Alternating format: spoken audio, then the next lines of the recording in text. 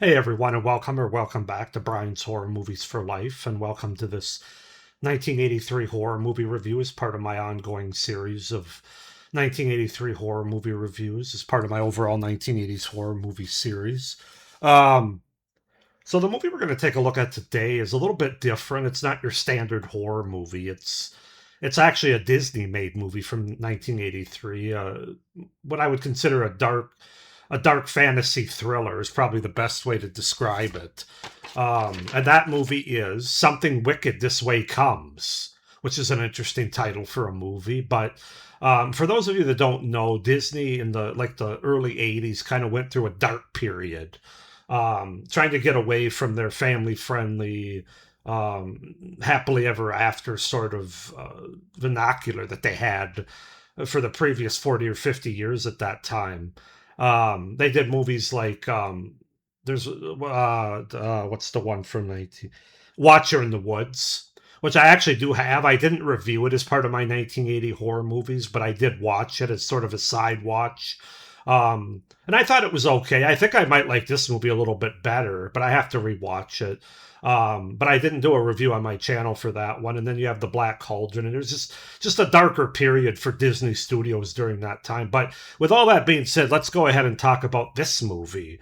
Something Wicked This Way Comes, which is a 1983 American dark fantasy film directed by Jack Clayton from a screenplay written by Ray Bradbury based on his novel of the same name. The movie was filmed in Vermont and at Walt Disney Studios in Burbank, California. It had a troubled production. Clayton fell out with Bradbury over an uncredited script rewrite, and after test screenings of the director's cut failed to meet the studio's expectations, Disney sidelined Clayton, fired the original editor, scrapped the original score, delaying the film by 5 months, spent $4 million on new changes, and spent many months reshooting, re editing, and rescoring the film before its eventual release. And there's a reason that I included all that here. Or that I read that off because it's definitely going to play into my cons or the things that are a problem for this movie later on. But so the movie opens in Greentown, Illinois. Two young boys, a reserved Will Holloway and somewhat rebellious Jim Nightshade, interesting names there, leave from an after school detention for whispering in class and hurry home.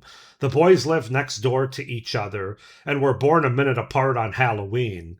Will lives with his mother and father, Charles, while James lives with his single mother. It is heavily implied that his father walked out on them. A lightning rod salesman named Tom Fury arrives and sells one to Jim, claiming that it will protect him from an upcoming storm. The boys soon hear of a carnival coming to town led by the ominous Mr. Dark. The carnival arrives and is set up overnight. Will and Jim notice that many of the residents seem oddly entranced by some of the attractions, such as the amputee bartender Ed, who sees his missing arm and leg return in a mirror, and the boy's teacher, Miss Foley, who wishes to regain her youth. Will and Jim see a carousel that is closed off and are confronted by Dark, who quickly becomes suspicious of them. Later, they witness him using the carousel on his assistant, Mr. Cougar, who reverts to a little boy. Will and Jim head off to see Foley, but she is with her nephew, who is actually Cougar, and are forced to leave.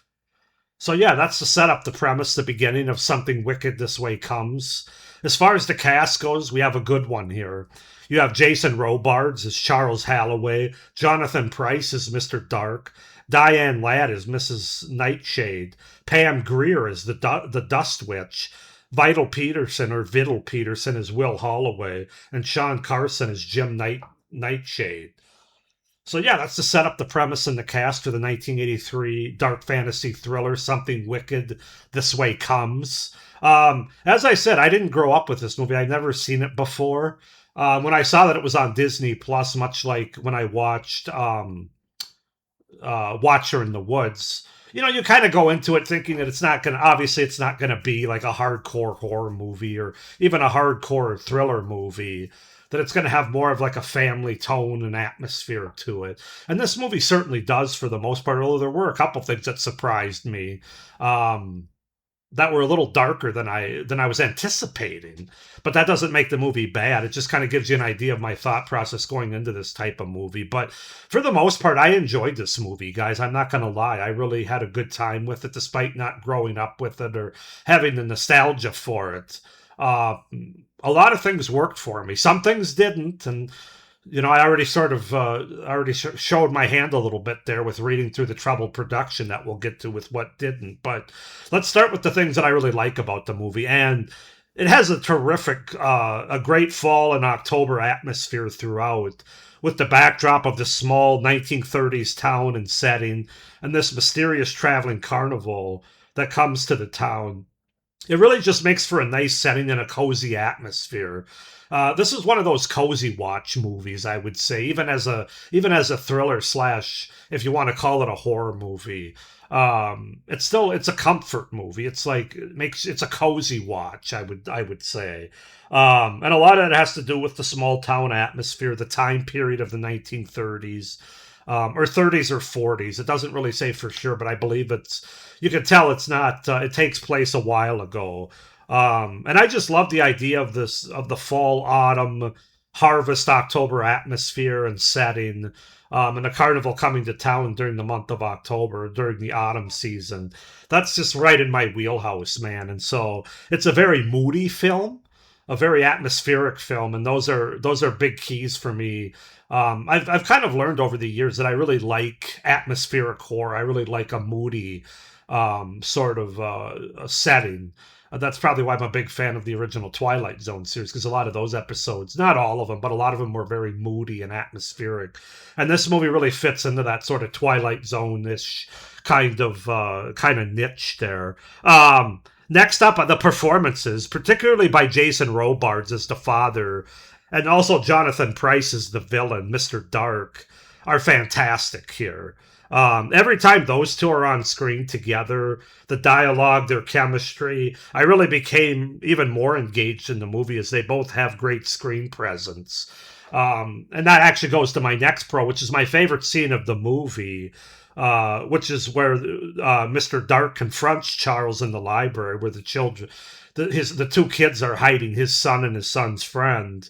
Um, and obviously, Mr. Dark's looking for the two boys, offering Jason Robards' character, Charles Halloway, of getting his youth back again if he lets them know where the kids are. Um, by taking his book and ripping the pages, starting by saying, "How about 30?" Going, gone, 31, gone, 32, gone, and just ripping these pages out till he gets like into the upper 40s. And it's a very well acted scene by both Jason Robards and Jonathan Pryce. I think in some ways, it's certainly the best scene of the movie for me. But just the way it's done and the build up to it, and you can just see the struggle on Jason Robards' face, and just the sort of not over the top, but like evil presence and evil, Mr. Dark really enjoying what he's doing here, and it worked on all levels for me. That whole scene. Um, it's just fantastic and very well done. The movie also has some pretty good practical effects, I have to say. Not all of the effects are good, like the lightning slash digital effects are very much a product of its time. But the other practical effects, especially surprisingly, some of the gore effects that I wasn't expecting. Now there's two gore effects that stand out. One of them is like a severed head of one of the boys, and the other one is at the end where Mr. Dark goes, spoiler alert, I guess.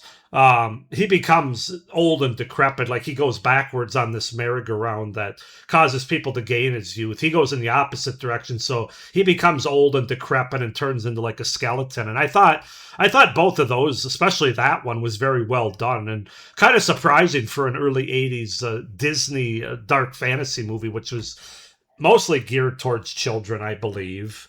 So yeah, that was kind of surprising, but in a good way. Um, I'll also say one final thing. I think this movie works for both adults and for kids. I think it's a good movie for kids that are trying to get into like uh, thriller slash horror. It's a good gateway film, I guess is the best way to say it. Much like um, like the Monster Squad or the Gate, something like that. I think this is a really good movie in that regard for like kids like are 8, 9, 10, and above. As far as adults go, it won't work for all adults if you don't, especially if you're an adult that doesn't have a son or a daughter. I think Jason Robards' inclusion in this movie and the character that he plays is very relatable to a lot of dads like myself that has a son. And even though I'm not as old as he was, I didn't have my son who's also 10 right now. His boy might have been a little bit older than that in this movie, but around the same age. He had him very late in life, and he had regrets about not being able to play with him or rescue him from when he was drowning in a lake earlier on, like years earlier.